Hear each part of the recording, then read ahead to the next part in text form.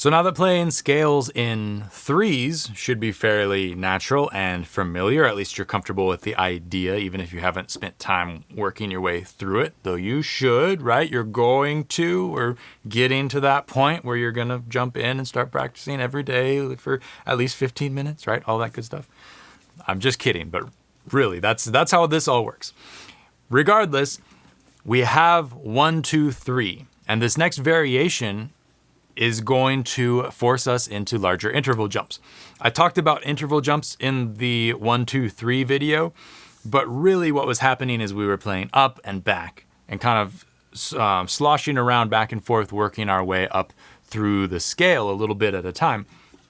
But with this pattern, we're gonna go straight 1, 3, and we're gonna skip the middle note, and that's gonna force us to be jumping thirds as we move through the scale. So it's going to actually sound like musical jumps, and instead of learning the scale all in order, we're going to be putting it out of order and learning to make our fingers move in that way. Because we're skipping the middle note, there will be less notes in the pattern, but you're also going to have to know how to get to those notes. So it's a little bit more challenging. You don't get to work your way there note by note, ascending or descending. You have to jump a third to the next note, and then you're going to ratchet it back and then jump again. Okay, so we'll return to the C major scale. So before we were playing the C major scale in threes. 1, 2, 3, 2, 3, 4, 3, 4, 5, 4, 5, 6, 5, 6, 7, 6, 7, 1, 7, 1, 2, 1. Right, that was the basic version. We're gonna do the same thing again, but instead of 1, 2, we're gonna skip the 2, and we're gonna go to the outermost notes within each of those internal patterns. So we have 1, 2, 3. For this new version, we're only gonna play the C and the E. So we're gonna jump the third to the next note. And then from every note within the C major scale, we're gonna jump a third up from each subsequent note in the scale. So we have C, skipping up a third to E. And then we have D, it's the next note in our scale, do, re. And then we jump up a third to the next note. So if you need to, as you're working through this, you can count and you can go, okay, so C, D, E, C and E. So I go C, E, and then D, E, F. Okay, D and F together. And just figure it out in that way. That's fine, you know, we're practicing here, so you can take your time to get it figured out. But the idea is that we're going 1, 3, 2, 4, 3, 5, 4, 6, 5, 7, 6, 1, 7, 2, 1. Okay, so we're jumping distances, and when you put it all together in a little bit faster tempo, it starts to sound kind of more musical.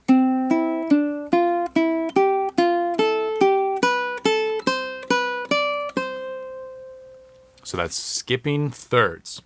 Now, of course, that's the easy version with the C major scale. Take as much time as you need to understand the pattern within the confines of that simple open scale.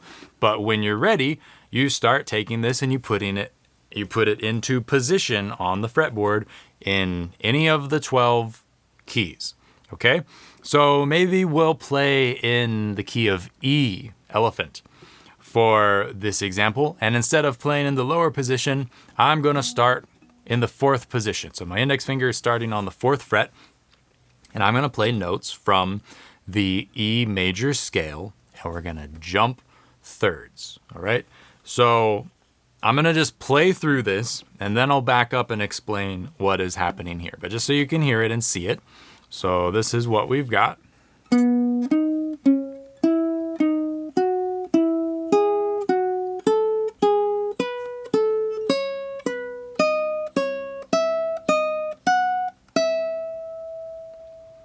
All right, you'll notice that there was a note in there that sounded really wrong.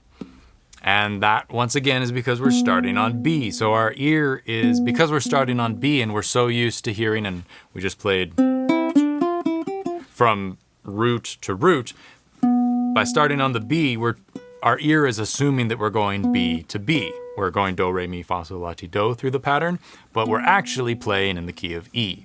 So we're just starting on the B note. But in this case, we have B, and then we're skipping up a third to D sharp, and then we drop down one to C sharp, and then we're going up a third to E, and then D sharp, and then F sharp, and then E, and then G sharp, and then F sharp, and then A, that's the weird sounding one, and then G sharp, B, A, and then C sharp, and then B again, and then D sharp, and then C sharp, and then E. And if we want, we could continue up just to kind of finish the pattern. We could go D sharp, F sharp, E, because that's the 7, 7, 2, 1, where we come back to the root as our very last note. And if we wanted to, we could continue the pattern up another octave from there. But we'd be completing the pattern by playing, even though we're reaching outside of our position to do that. What you're going to notice as you go through these jumping third scales is that you're going to find lots of double stop third shapes, because that's what we're playing, is we're skipping thirds, and that's how this kind of thing is built. So from there, from the fourth position, you would scoot up another position and figure out how to play it. Or actually what you would do is you would go backwards from your fourth position. So E, and all you're gonna do is you're gonna go down 2 notes. So E, D sharp, C sharp. So you go E to C sharp, and then D sharp to B, and then C sharp, A, B, G sharp, A, F sharp, G sharp, E, F sharp, D sharp, E, C sharp, D sharp, B. Right? So all together without me saying it out loud.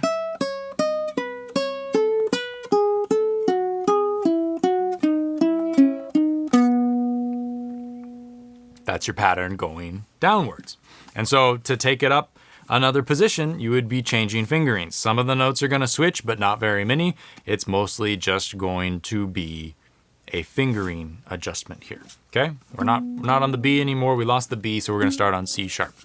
Okay? So a different sound, because now we're playing from C sharp through to E. And our ear is going to think that the C sharp might be the root, because normally we start on the root, but not in this case. Okay? So C sharp, reach to E, and then D sharp to F sharp, then E, reach, but then we have G in our position, G sharp in our position here, then F sharp to A, then G sharp to B, A to C sharp, we gotta reach for that, then B, D sharp, C sharp, reach, to E. And then going downwards,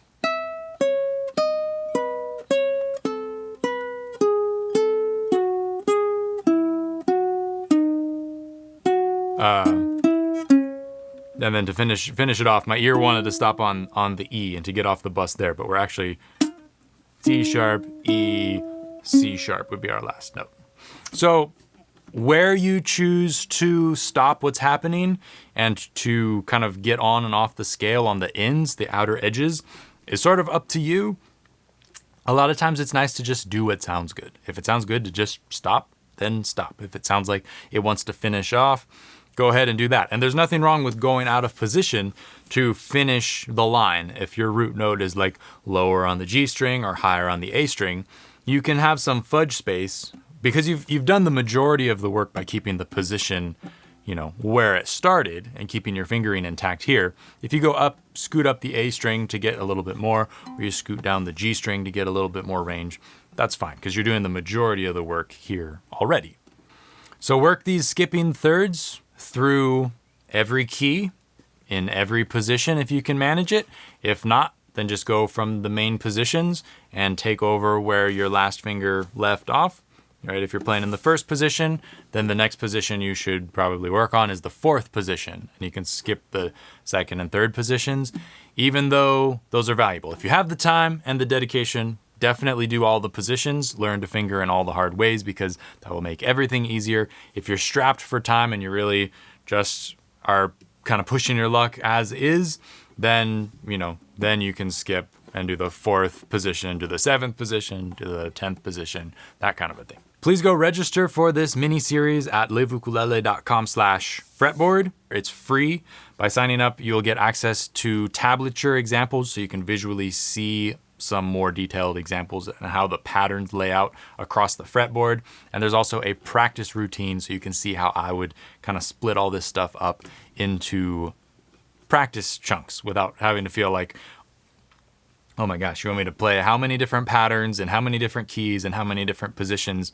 It becomes a ton of content if you look at it from the big picture. But as soon as you break it down and you just, okay, I'm just going to do this little bit today, this little bit tomorrow, and then so on and so forth. And eventually you'll get to the end and you'll be a little bit more comfortable with the fretboard, and you can start back at the beginning and do a little bit more again, or find a way to increase the difficulty.